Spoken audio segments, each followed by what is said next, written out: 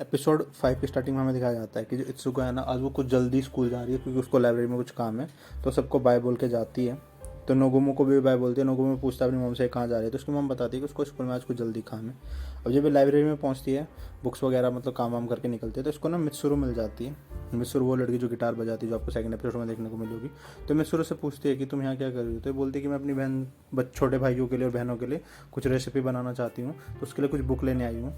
तो ये बोलती है कि तुम रुकुस में किसी से पूछ लेती ना रेसिपी के बारे में, क्योंकि तुम वहाँ काम करती। तो बोलती है कि क्या तुम चाहती हो मैं नोगुमो से पूछूं। तो इस पे इत्सुको वो कहती है कि सिर्फ नोगुमो ही नहीं है वहाँ पे। दूसरी तरफ हमें दिखाया जाता है कि जो कोनुको है, जो कि नोगुमो की गर्लफ्रेंड है, वो भी अपने ऑफिस से जल्दी छूट गई है और वो मतलब लंच करने जा रही है। तो उसके बाद ये दोनों भी लाइब्रेरी से लंच करने जा रहे होते हैं। तो जब ये जा रहे होते हैं तो रास्ते में जो कोनुको होती है ना, वो मित्सुरो और इत्सुका से टकरा जाती है। और इत्सुका जो होती है वो तो कोनुको एकदम से पहचान जाती है, एक दूसरे को नमस्ते भी करते हैं। पर कोनुको जो होती है ना, वो मित्सुरो को नहीं पहचान पाती। जब मित्सुरो अपना नाम बताती है तो पहचानती है कि हाँ, अरे तुम तो रुकुस में काम करती हो और मैंने तुम्हें फॉर्मल ड्रेस में पहचाना नहीं। तो इस पर मित्सुरो कहते हैं कि हाँ, मैं भी तुम्हें जानती हूँ, तुम नोगुमो के दोस्त हो ना। तो कहते हैं कि हाँ। तो उसके बाद में दोनों लंच करने जाते हैं तीनों मिलकर। तो ये पूछती है इनसे कि तुम लोग कहाँ जा रहे हो, तो बताते हम लंच करने जा रहे हैं। तो ये भी जा रही होती है, तो साथ में चले जाते हैं। और यहाँ पे ना बड़ा अकवर्ड मोमेंट हो जाता है। और जो इत्सुका ना, वो एकदम शांत बैठी होती है और बोल नहीं रहती है, क्योंकि जो मित्सुरो है वो नोगुमो को पसंद करती है, जो लड़का है लीड कैरेक्टर। और जो कोनुको है वो उसकी एक्स गर्लफ्रेंड है। अभी लोग बात कर रहे होते हैं मतलब ऐसे ही खाने वाने घर में, तो लेकिन इत्सुका ना वो चुप होती है। तो ऐसी बातों बातों में जो कोनुको होती है वो बता देती है कि जब ये टोक्यो में साथ रहते थे तो जो ये दोनों है ना, नोगुमो और कोनुको एक साथ रहते थे, तो कोनुको उसके लिए खाना भी बनाती थी।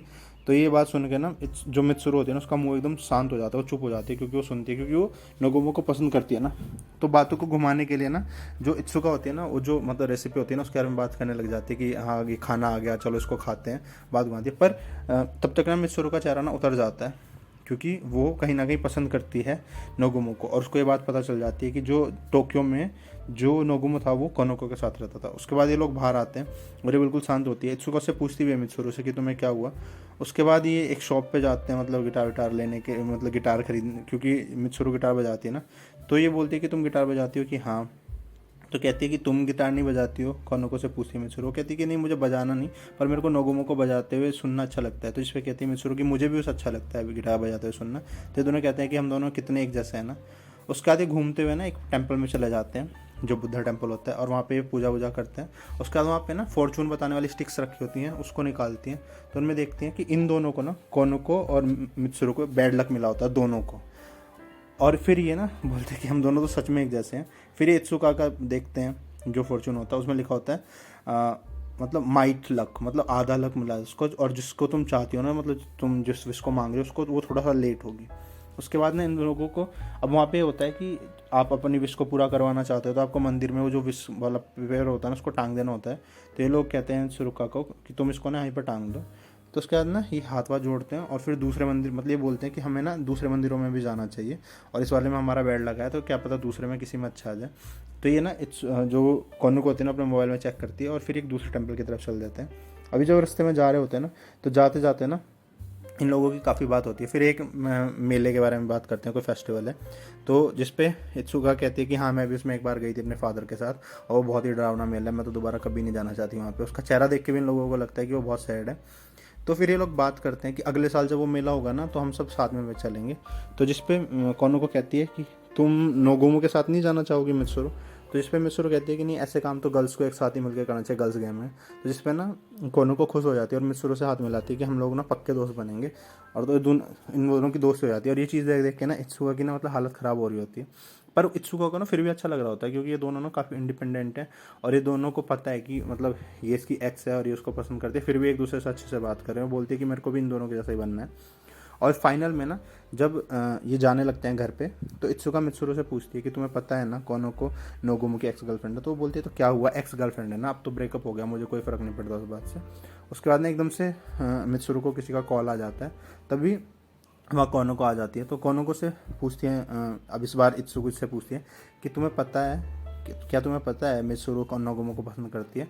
तो जिसपे कोनुको कहते हैं कि हाँ, मुझे पता है, उसने मुझे बताया, और वो तो एक छोटी बच्ची है हाई स्कूल की, और नोगुमो अपनी लाइफ में बहुत बिजी है, और मुझे नहीं लगता वो एक छोटे बच्चे से मुझे कोई फ़र्क पड़ना चाहिए।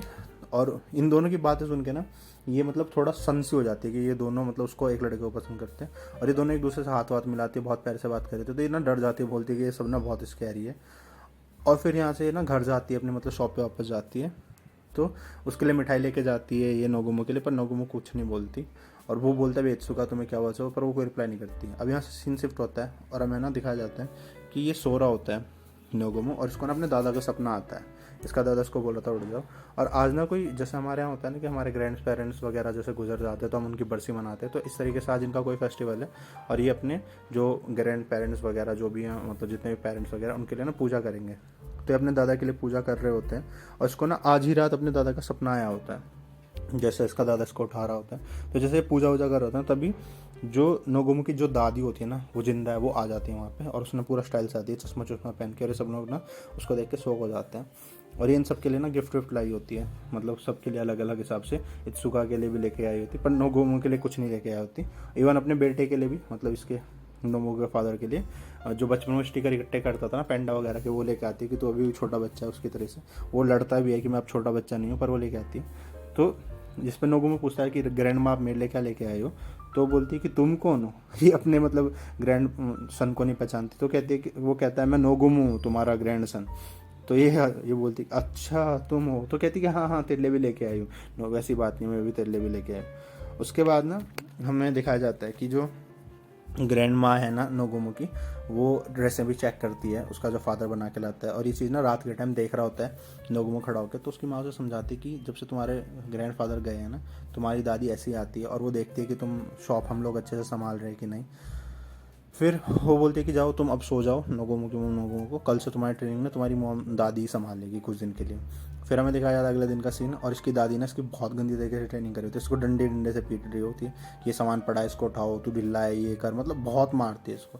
तो ये सोचता है कि मुझे नहीं पता था एक ग्रैंड माना अभी भी जब मैं छोटा था अभी भी उतनी स्ट्रिक्ट है, बचपन में इसको इसकी पढ़ाई करने के लिए इसके बगल में खड़ी हो जाती थी, डंडा लेकर डंडे से मारती थी। तो ये ना बहुत गुस्सा करता है कि यार ये दादी आई ही क्यों यहाँ पे। उसके बाद ना अपना काम वाम कर रहा होता है, तो उसकी दादी ना कुछ लेडीज से बात कर रही होती है बैठ के, तो ये चीज़ ना जब वो पिट रहा होता है इत्सुका देख रही होती है, तो वो बोलता है उसको, इत्सुका को पूछती है नोगुमो की मॉम कि क्या तुम्हें नोगुमो की चिंता हो रही है, तो बोलती है कि नहीं। फिर हमें ना इसके फादर ग्रैंड फादर दिखाए जाते हैं नोगुमो के, और वो बोल मतलब दादी के बारे में बता रहे होते हैं, तो वो सोच रहा होता है कि जो जो चीज़ें ग्रैंड फादर ने दादी के बारे में बताई थी, मुझे तो लगता नहीं है कहीं से भी दादी ऐसी है। तो अगले दिन जब ये उठता है ना तो थोड़ा जल्दी उठ जाता है, तो थोड़ा पानी वानी पीने नीचे आता है, तो देखता है तो उसकी दादी 5 बजे उठ के ना पूजा कर रही होती है। तो बोलता है कि अभी तो थोड़ा मेरे पास टाइम है, मैं दोबारा से सो जाता हूँ। और जब भी बेचारा सोता है ना तो यही से गलती हो जाती है, इसकी दादी फिर इसको उठाती है, डंडे डंडे से मारती है कि तू ओवर स्लीप कर रहा है। तो जब ये काम पे लगता है ना तो कुछ लेडीज़ इसकी दादी से मिलने आती है, तो अपनी मॉम से पूछता है कि लेडीज़ कौन है, तो इसकी मॉम बताती है कि ऐसी जब तेरी दादी तो घूमती रहती है, तो रास्ते में जो लोग मिलते हैं ना उनको शॉप के बारे में बताती रहती है, और ये लोग ना यहाँ पे आते रहते हैं, और हमारे आधे से ज़्यादा कस्टमर्स ऐसे ही हैं। तो ये बताती है इसकी मॉम की भले ही तेरी दादी कहीं पर भी रही हो, हमारे बारे में सोचती रहती है। तो उसके बाद हमें सीन दिखाया जाता है रात का टाइम का, जो उसकी दादी होती है बोलती है कि आज 16 तारीख है और कल हम लोग ना गोमो की स्टिक्स बांधने जाएंगे अपनी। अब ये गोमो की स्टिक्स कैसा होता है कि जापान में ना एक फेस्टिवल होता है, मैंने जितना रिसर्च करा उससे मुझे यही पता चला, उसमें ना ये लोग अपनी विशेष लिखते हैं उस स्टिक्स पे, और फिर उनको ना मतलब ऐसे एक जगह पे इकट्ठा करके जलाया जाता है, और ये बोला जाता है कि उन स्टिक्स में जो हम विशेष लिखते हैं ना वो पूरी हो जाती हैं, और उन्हीं स्टिक्स के जलने के साथ साथ जो हमारे एंसेस्टर है, जो हमारे दादा दादी हैं जैसे जो भी हैं, उनके साथ हमारी विशेष पहुंच जाती है, और वो मतलब अगर वो हमसे मिलने आए होते हैं ना नीचे, तो वो चले जाते हैं शांति के साथ, हमें देख के कि हम अच्छे हैं। तो ये लोग ऐसे ही करते हैं, और ये बताती भी है कि पहली बार मैं कैसे दादा के साथ आई थी यहाँ पे पहली बार जब मैं आई थी, और कैसे मैंने हम लोगों ने दोनों दुकान की अच्छाई के लिए लिखा था। तो ये बोलता है कि क्या दादी इस बार भी तुमने दादा दुकान की अच्छाई के लिए लिखा है, तो वो कहती है कि नहीं इस बार तो मैंने लॉन्ग लाइफ लिखा है अपना। तो ये कहता है यस पड़ता है इस चीज़ को सुन के।